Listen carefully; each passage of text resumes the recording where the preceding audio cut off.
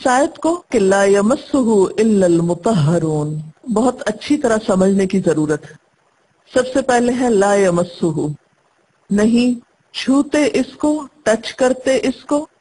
यमस्सु का लफ्ज मस से है, मीम सीन सीन, छूना खा हाथ से हो या जिस्म के किसी भी हिस्से से।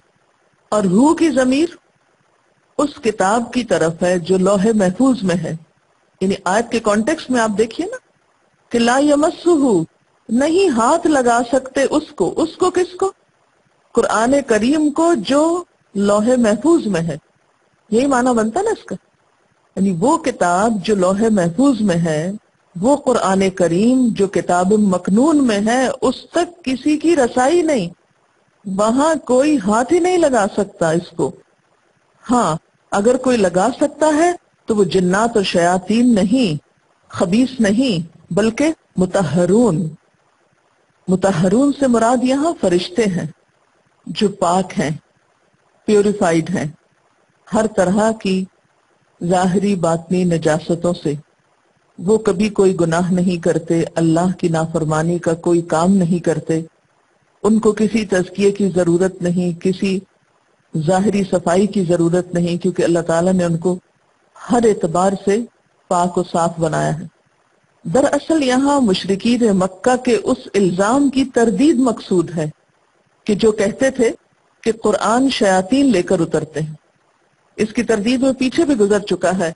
कुल हल उनब्बिउकुम अला मन तनज़्ज़लु शयातीन, क्या मैं बताऊं तुमको कि शयातीन किस पे उतरते हैं? यह आयत पीछे गुजर चुकी है। फिर इसी तरह जब कुछ अरसे के लिए आप सल्लल्लाहु अलैहि वसल्लम पर वही आना बंद हो गई तो अबू लहब की बीवी ने क्या कहा था कि शैतान ने इसको छोड़ दिया है। तो कुफार मक्का के दिल में ये शक था, ये ख्याल था कि नऊज़ु बिल्लाह कुरान पाक शयातीन लेके आते हैं, फरिश्ते नहीं। तो उन्हें बताया ये जा रहा है कि ये तो बड़ी ही मुअज़्ज़ज़ किताब है, लौहे महफूज में है, उसे तो मुतहरीन या पाकीज़ा हस्तियों के सिवा कोई हाथ भी नहीं लगा सकता। जैसा कि सूरत अबसा की आयत में आता है, फी सुहुफ़िन मुकर्रमतिन मरफूअतिन मुतहहरतिन बिअयदी सफरतिन किरामिन बररा। क्या माना है इसका? कि ये कुरान मुअज़्ज़ज़ सहीफों में है। सुहुफ़ मुकर्रमा, मरफूअतिन बुलंद है, मुतहहरा पाकीज़ा है, बिअयदी सफरा कातिबों के हाथ में है, किरामिन बररा जो मुअज़्ज़ज़ भी हैं, नेक भी हैं। तो वहां भी इससे मुराद मुअज़्ज़ज़ फरिश्ते हैं जो इस किताब तक रसाई हासिल करते हैं। अच्छा, बाज लोगों ने इससे एक और माना भी निकाला है जो इसके कॉन्टेक्स्ट में नहीं निकलता, आउट ऑफ कॉन्टेक्स्ट। और वो क्या माना है कि इस कुरान को पाकीज़ा लोगों के सिवा, और पाकीज़ा से मुराद बावुज़ू लोग हैं, उनके सिवा कोई हाथ ना लगाए। ये माना यहां से बराह रास्त नहीं निकलता, इनडायरेक्टली निकाला गया है। जैसा कि आप देख रहे हैं कि मुतहरून से मुराद यहाँ फरिश्ते हैं, और मुतहरून से मुराद फरिश्ते लेना कोई आज की जदीद दौर की तफसीर नहीं। बहुत से सहाबा, ताबईन और मुफस्सिरीन की एक बड़ी जमात का यही कौल है कि मुतहरून फरिश्ते हैं जो हर तरह के गुनाहों से, बुरी आदतों से पाक और मासूम हैं। हजरत अनस, सईद बिन जुबैर वगैरह की यही राय है। हजरत इब्न अब्बास का भी यही कौल है। इमाम मालिक ने भी इसी को इख्तियार किया है कि मुतहरून यहाँ फरिश्ते हैं। अगर इससे मुराद इंसान लिए जाएं तो मुतहरून से मुराद फिर मोमिन लोग हैं, अहले ईमान हैं। और अहले ईमान में से भी वो लोग कि जो सिर्फ जिस्मानी तौर पर पाक नहीं बल्कि रूहानी और अखलाकी एतबार से भी बुलंद मर्तबे पर हैं। और मस से मुराद इसकी गहराई तक पहुंचना है, इसकी असल को छूना है, सिर्फ जाहिरी अल्फाज नहीं। तो माना क्या होगा कि कुरान के मज़ामीन और मतालिब तक उन्हीं लोगों को रसाई हासिल होती है जिनके ख्यालात पाकीज़ा हों, जो कुफ्र और शिर्क के तासुबात से पाक हों, अक्ल सही और कल्ब सलीम रखते हों, जिनके ख्यालात गंदे ना हों। और अगर इसको हम आम कॉन्टेक्स्ट में लेते हैं कि मुतहरीन से मुराद यहाँ बावुज़ू लोग हैं, तो बावुज़ू इसको छूना بہت اچھی بات ہے، پسندیدہ بات ہے، لیکن یہ کہنا کہ اگر کسی کا وضو نہیں تو قرآن پاک کو کوئی اٹھا نہیں سکتا، پکڑ نہیں سکتا، ایسا کہنا اور ایسا سمجھنا کیسا ہے، اس پر غور کرنے کی ضرورت ہے۔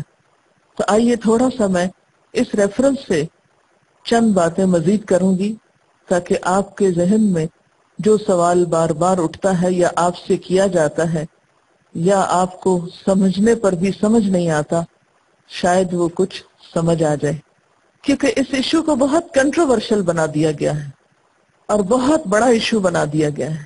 تو آئیے تھوڑا سا اس کی حقیقت کو سمجھتے ہیں۔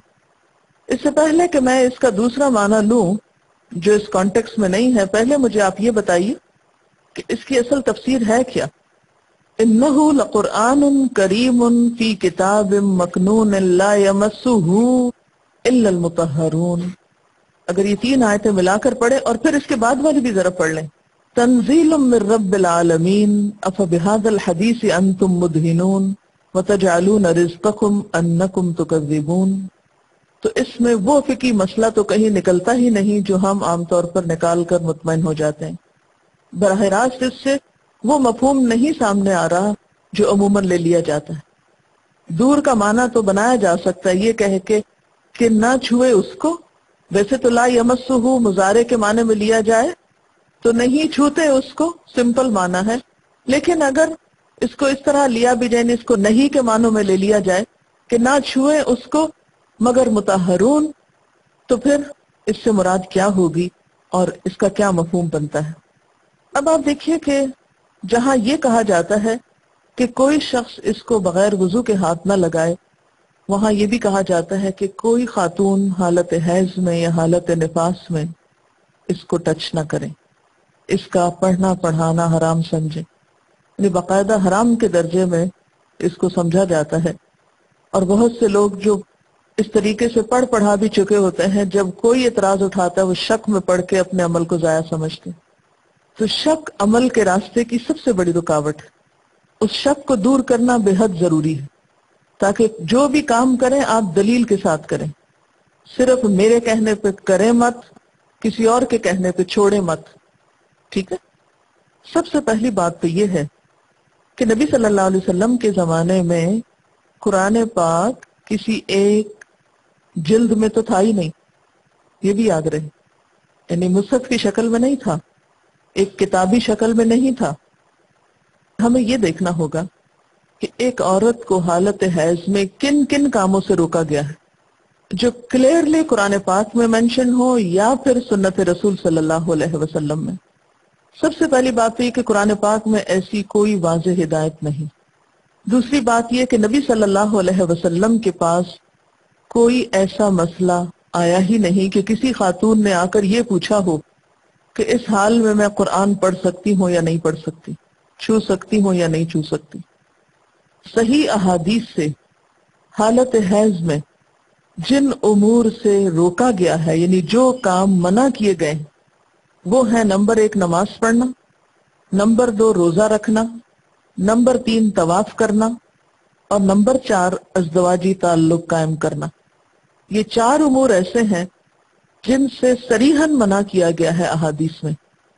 نماز پڑھنے سے روکنے والی حدیث کون سی ہے؟ حضرت عائشہ رضی اللہ تعالی عنہا سے روایت ہے، نبی صلی اللہ علیہ وسلم نے فرمایا جب حیض آئے تو نماز چھوڑ دو، اور جب ختم ہو جائے تو غسل کر لو اور نماز پڑھ لو۔ یعنی مراد یہ ہے کہ غسل کرنے کے بعد پھر نماز شروع کر دو۔ حدیث کے الفاظ میں فاغتسلی تک ہے، یہ نسائی کی روایت ہے، کیونکہ بعض لوگوں نے یہ بھی ایک ایشو بنا لیا، کہاں لکھا ہوا حالت حیض میں نماز نہ پڑھو، اور وہ باقاعدہ نماز پڑھتے ہیں۔ معلوم ہے آپ کو، خود مجھ سے ملاقات ہو چکی ہے ایسے کچھ لوگوں کی، مجھ سے انہوں نے بہت تکرار اور بحث کی کہ کہاں لکھا ہوا ہے کہ نماز نہ پڑھو۔ قرآن پاک میں تو کہیں نہیں لکھا ہوا، لیکن حدیث میں باقاعدہ منع کیا گیا ہے۔ اذا اقبلت الحیضۃ فاترک الصلاۃ، نسائی کی حدیث، اور آپ کو دلیل آنی چاہیے تاکہ کسی ایسے شخص سے ملاقات ہو تو آپ شک میں نہ پڑ جائیں، اوہ تو ساری زندگی کی نمازیں ضائع کر بیٹھے، اب ان کی قضا کرتے ہیں۔ پھر اسی طرح ایک اور حدیث ہے جو بخاری کی ہے، جس میں نماز اور روزے دونوں سے منع کیا گیا ہے۔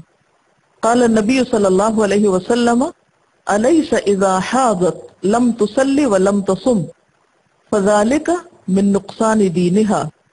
अबू सईद खुदरी कहते हैं कि नबी सल्लल्लाहु अलैहि वसल्लम ने फरमाया, क्या ऐसा नहीं है कि जब औरत को हैज आए तो ना नमाज पढ़ सकती है ना रोजा रख सकती है औरतों के।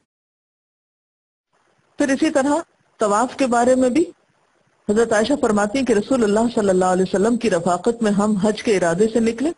मकाम शरीफ पर मुझे हैज शुरू हुआ, आप मेरे पास तशरीफ लाए, मैं उस वक्त रो रही थी। आपने पूछा क्या बात है, मैंने अर्ज किया अगर मैं इस साल हज का इरादा न करती तो अच्छा था। आपने फरमाया शायद तुम्हें हैज आ गया है। मैंने अर्ज किया जी हाँ।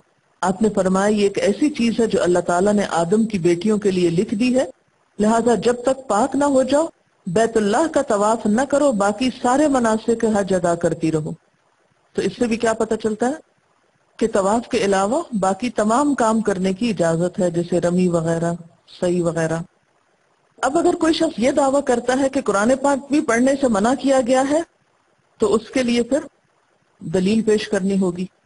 उसके लिए अमूमन लोग बतौर दलील इसी आयत को कोट करते हैं, ला यमस्सुहु इल्लल मुतहहरून, और अगली पिछली आयत को कोट नहीं करते बल्कि सिर्फ इतने हिस्से को कोट करते हैं।